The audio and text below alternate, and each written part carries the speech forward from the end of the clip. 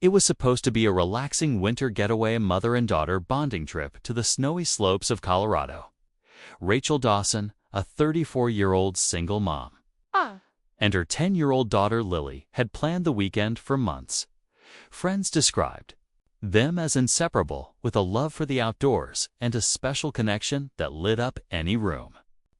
But on a quiet Sunday morning, they vanished without a trace. Their cabin was still warm, ski gear missing, and car parked outside. Search teams combed the mountains for days, then weeks, but there were no signs of an accident, no distress calls, and no footprints leading away from the area. It was as if they had simply disappeared into the snow. The case soon went cold. Over the years, countless theories surfaced. Some believed it was a planned escape. Others whispered of something far darker, hidden in the woods. But the truth remained buried. That is, until one summer afternoon, 7 years later, when a lone hiker veered off the marked trail in a rarely explored part of the mountain range. What he stumbled upon left him frozen in place, and, within hours, authorities were racing back to the place they had once searched so desperately. What he found would change everything and raise even more questions than answers. Was this the key to unlocking what really happened that winter morning? Or just the beginning of something more disturbing? Stay with us as we uncover the chilling truth behind the Dawson disappearance. Rachel Dawson was no stranger to the mountains. Raised in Oregon and an experienced skier, she'd visited this ski resort several times before. Her daughter Lily had just learned to ski the year before, and this trip was meant to be special. Break from city life, school stress, and the noise of the outside world. They checked in on a Friday afternoon, cheerful and smiling, according to the lodge receptionist. Locals remembered seeing them that evening at the lodge's small cafe, laughing over hot cocoa and flipping through a trail map. By Saturday night, they were gone. The search teams initially believed they may have gotten lost during a backcountry trail run, but no tracks were found. A snowstorm had rolled in that night, wiping away any possible evidence. Drones, dogs, and volunteer crews scoured miles of terrain. The forest near the slopes was thick and the terrain unpredictable. But nothing turned up, not a glove, not a boot print, not even a signal from Rachel's phone. Her car keys were found on the nightstand, the fireplace still glowing, and 2 mugs half full. It looked like they had simply stepped out for a moment. As weeks passed, the public grew more curious and suspicious. Some pointed fingers at Rachel's ex-husband, who denied any involvement. Others speculated about a wild animal attack or a fall into one of the deep, snow-covered crevasses. But law enforcement quietly held onto one chilling detail. Rachel had left behind her purse. But Lily's small stuffed bear was missing too. The discovery made by the hiker, old, weathered scarf tangled in a fallen tree and partly buried. Underbrush matched the exact color and pattern of the one Rachel was seen wearing in the lodge security footage.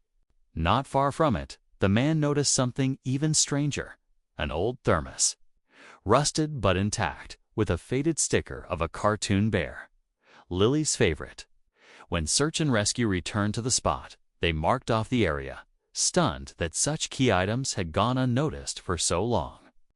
The terrain was rough, but not impassable. And that raised more questions. Why would Rachel lead her daughter so deep into an unmarked area? And why had no one found this place before? Investigators started reviewing the case again from the beginning. A few hikers reported hearing cries in the woods around the time of the disappearance, but those were dismissed back then as echoes from the nearby trails. Now, those accounts took on new weight. Rachel's sister, Megan, who never believed her sibling would just walk away from her life, began pushing again for a deeper investigation. She claimed Rachel had been nervous before the trip and mentioned seeing someone watching her apartment in the weeks leading up to it. There were also inconsistencies in the original police report, missing pages, incorrect timestamps, and one unnamed witness who never followed up. As these details resurfaced, so did the tension. If Rachel and Lily hadn't simply gotten lost, Then what, or who, were they running from? The deeper investigators looked, the stranger things became. A park ranger who had worked at the resort during the time of the disappearance came forward anonymously. He claimed he'd seen a man in a dark jacket pacing near the tree line the morning Rachel and Lily went missing. The description didn't match any of the known guests or staff, but for some reason, the report was never filed. That ranger quit. A few weeks later, moved out of state and refused further contact. Back at the site where the hiker found the scarf, search crews uncovered a partially collapsed shelter made of branches, tarps, and old ski poles. Inside were torn pieces of what looked like a child's jacket and a rusted, broken phone. When tested, the SIM card revealed it once belonged to Rachel. But the phone had no photos, no messages, nothing. As if someone wiped it clean. The forest in that area was unusually quiet, almost too quiet. Wildlife experts noticed there were no signs of animal activity nearby, which was odd for that time of year. Locals began to whisper again, this time about the older cabin ruins that lay deeper into the trees places. Most people didn't go anymore. According to an old ranger map, one such structure sat just a mile from the shelter, hidden behind a ridge. Authorities prepared a team to go in at first light. Megan, unable to stay away, insisted on going with them. What they were about to find would take the case in a direction no one expected. As the search team made their way through the thick underbrush toward the old ridge cabin marked on the forgotten ranger map, the atmosphere shifted. The air grew colder, unnaturally still, and every step forward seemed to echo louder than the last. Megan followed closely behind the lead officer, clutching a small photo of Lily in her glove. Her instincts told her this place held answers, but she wasn't prepared for what they were about to uncover. Just before the ridge, a member of the team spotted something buried under the moss and fallen leaves, a set of old metal traps, rusted but clearly once functional. Some were broken open, as if snapped from the inside. Then came the shock. Nailed to a nearby tree was a weathered sign, barely legible, warning hikers to stay out. But it wasn't an official sign. It looked handmade, crudely painted, and behind it, partially hidden by the trees, was the roof of the cabin. Inside the structure, the walls were scorched in places, and soot marked the ceiling. It had clearly caught fire at some point. But what they found next left everyone silent. A child's drawing, pinned to the inside of a cabinet door, showing two stick figures and a shadowy third figure with no face. One word was scrawled underneath in uneven handwriting: asterisk, watching. Asterisk. Suddenly, one of the officers called out he'd found a shallow pit behind the cabin, recently disturbed. What tore who had been buried there? And more importantly, who had dug it up?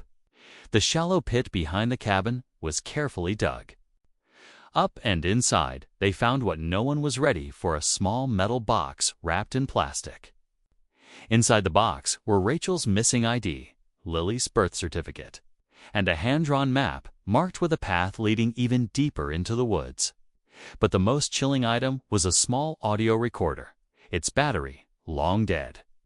After powering it up, investigators listened in stunned silence. Rachel's voice came through, shaken but clear. She described being followed for weeks before the trip, and how a man she didn't recognize showed up near their cabin the night before they vanished. She believed they were being watched, hunted. And the last words she recorded were, "If anyone finds this, we're trying to get away. Please protect Lily." The map led the team to a narrow cave hidden beneath a rocky outcrop, possible to spot unless you knew exactly where to look. Inside, they found more remains of makeshift living, old blankets, food wrappers, and children's books. But no bodies, no Rachel, no Lily. And then, just as they turned to leave, a voice called out faintly from above. A woman, older, thin, and wrapped in layers of worn clothing, stood at the ridge. It was Rachel, alive. She had lived in hiding all these years. But when asked where Lily was, her face changed. She whispered, "She's not with me. She left with him." That's when the radio crackled. Another hiker, 10 miles away, had just reported seeing a girl alone walking the trail, clutching a stuffed bear. Authorities rushed to the area where the hikers spotted the girl. It was nearly dusk when they found her thin, barefoot, and staring up at the trees. She didn't speak at first, just held tightly to the worn-out stuffed bear. When they asked her name, she whispered, "Lily." After 7 long years, she was alive. Lily was taken to a nearby hospital while Rachel, weak and trembling, was reunited with her daughter. The two embraced in silence, tears flowing freely, years of fear and survival finally giving way to safety. In the days that followed, Rachel shared more of what happened. The man she feared had followed them to the cabin. They escaped into the woods that night, hiding as he searched for them. When they reached the old cabin, it offered temporary shelter, but it burned after a storm knocked over their fire. Rachel was injured and unable to travel, so she built the hidden shelter while Lily learned how to navigate the woods. But months turned into years. She believed it was safer to remain hidden than risk being found again.